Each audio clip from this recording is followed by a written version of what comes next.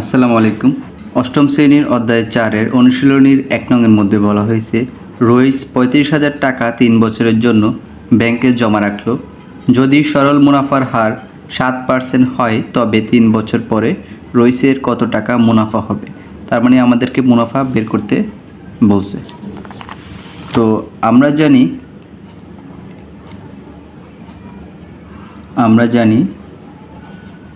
সরল মুনাফা I সমান PRN।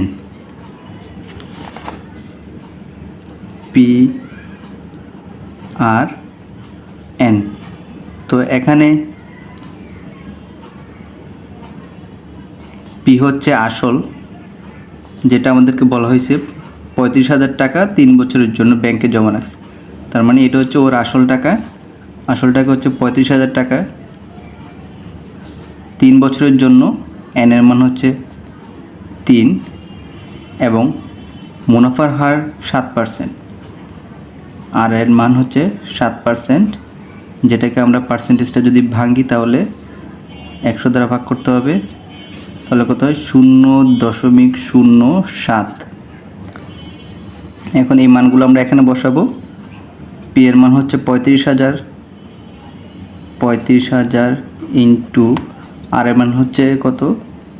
0.07 ইন্টু N এর মান হচ্ছে 3। তাহলে এই মানগুলো যদি আমরা গুণ করি ক্যালকুলেটরের সাহায্যে, তো লক্ষ্য করি 35,000 ইন্টু 0.07 ইন্টু 3, তাহলে কত হয়? 7,350 টাকা। তার মানে রইস 3 বছর পরে 7,300 টাকা মুনাফা পাবে। 2 নংয়ের মধ্যে বলা হয়েছে, জেবিন তার বন্ধুর সঙ্গে ব্যবসার শেয়ার থেকে 6 মাসে 23,000 টাকা মুনাফা পাইছে হচ্ছে 23,000 টাকা 6 মাসে। মুনাফার হার 8% হলে ওই ব্যবসায়ী জেবিনের মূলধন কত? তার মানে তার মূলধন অর্থাৎ P এর মানটা এখানে বের করতে বলছে। তো আমরা যে সূত্রটা জানি সেটা হচ্ছে কি, সরল মুনাফার আমরা জানি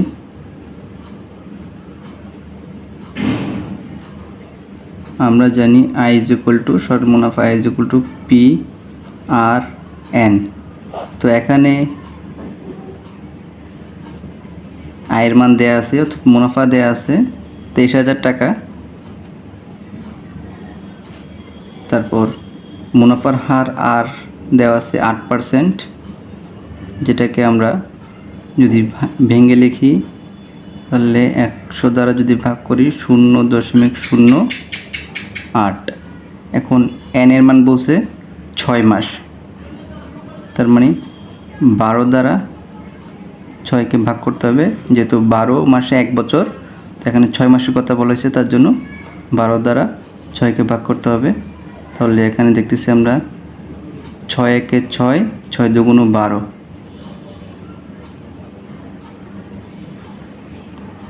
হাফ বছর। তাহলে এই মানটা আমরা এখানে বসাবো। আয়ের মানটা হচ্ছে কত?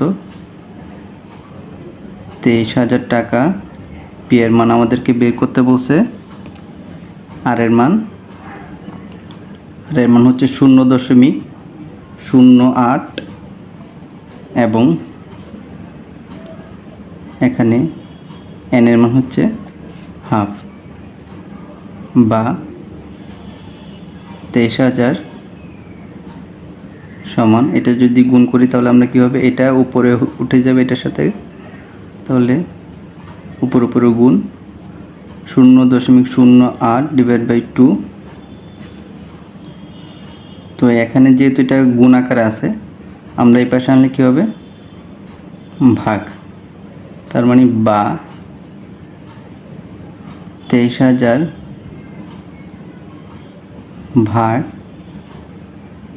0.08 by 2 is equal to P। আমি আবার বলতেছি, এখানে এটা গুণ আকারে আছে, সমানের এই পাশে আনছি, তার জন্য এইভাবে ভাগ চিহ্ন দেখাইছি। আমরা চাইলে ডিভাইডেড বাই আকারে এদিকে দেখাইতে পারতাম। আচ্ছা, একই হিসাব। তো এই ভাগটাকে আমরা গুণ চিহ্নতে রূপান্তর করব। তাহলে কী হবে, 2টা উপরে উঠে যাবে, নিচে হবে কত, 0.08 ইজ ইকুয়াল টু পি। তার মানে এটার সাথে এটা কী হবে, গুণ হবে এবং এটা দ্বারা ভাগ হবে। তো আমরা একসাথে করি, 23,000 ইন্টু 2, 46,000 ডিভাইড বাই 0.08, 5,75,000। সুতরাং পি এর মান হচ্ছে 5,75,000